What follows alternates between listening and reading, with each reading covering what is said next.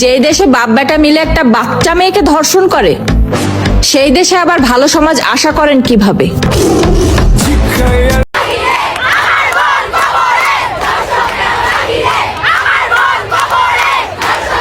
বন্ধুরা, চারিদিকে শুধু ধর্ষণ আর ধর্ষণ। এই ধর্ষণের বিরুদ্ধে অনলাইনে কে কি বললো আজকে তা তুলে ধরার চেষ্টা করব, তাই এই ভিডিওটি মনোযোগ দিয়ে দেখুন। একটা মেয়ে ধর্ষিতা হয়েছে, এজন্য ইসলাম দিয়ে যদি আইন কায়েম করা হয় 24 ঘন্টার আলটিমেটামে সব বিচার হয়ে যাবে। যখন ঠিক কিনা?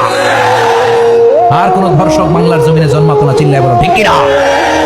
এই ভাইটির কথাগুলো সত্যি না মিথ্যা কমেন্টে জানান। নারী আজ তুমি কেন ধর্ষিতা? সমাজ বলে দেয় ছেলেরা, বলে কি শিয়াল কিন্তু মুরগি পেলে ছাড়ে না, আর না পেলে ধরতেও পারে না।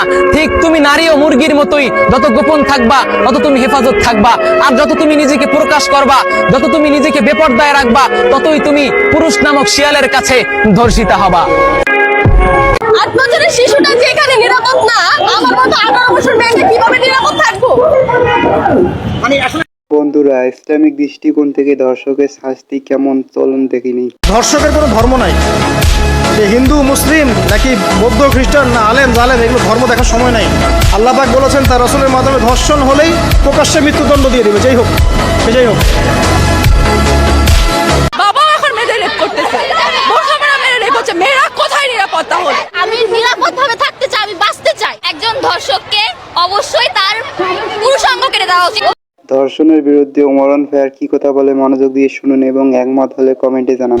আসলে ঝামেলা আমাদের সিস্টেমটাই বদলাতে হবে। ধর্ষিতার জানাজার আগে ধর্ষকের জানাজার ব্যবস্থা করতে হবে। আপনি একটা ধর্ষককে ধরে ধর্ষকের মিডল স্টাম্প বরাবর গুলি করেন, একটা মানুষকে ধরে আপনি শাস্তি দেন, আপনি দেন নাই মানি আপনি ধর্ষককে পালন করতেছেন। কেন আমরা এটা মানবো? আমরা মানবো না, মানবো না।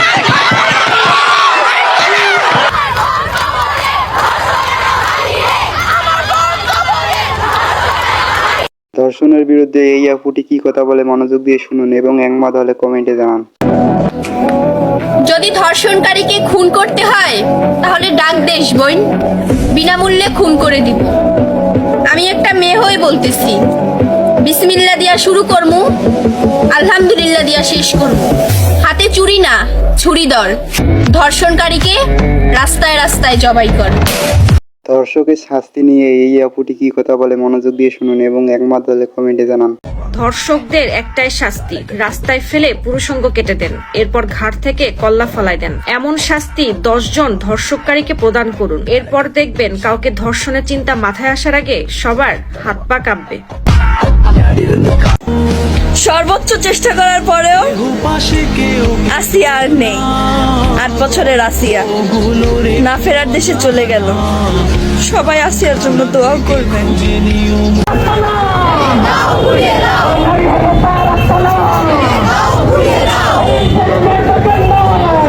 যেদিকে যাচ্ছে শুধু ধর্ষণ ধর্ষণ ধর্ষণ। ভাই 8 বছরের একটা বাচ্চার মধ্যে কি আছে ভাই?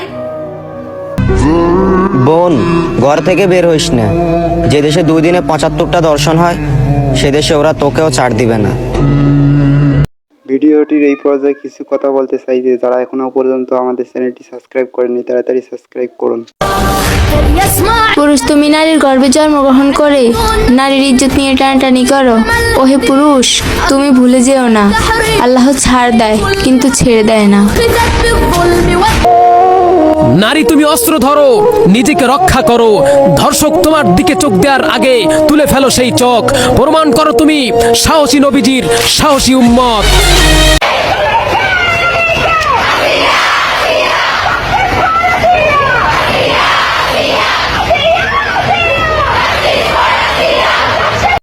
একদিনে 17টা ধর্ষণ।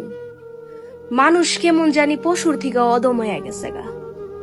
বিশ্বাস করেন, আমাদের দেশের অবস্থা আগে এতটাও খারাপ ছিল না।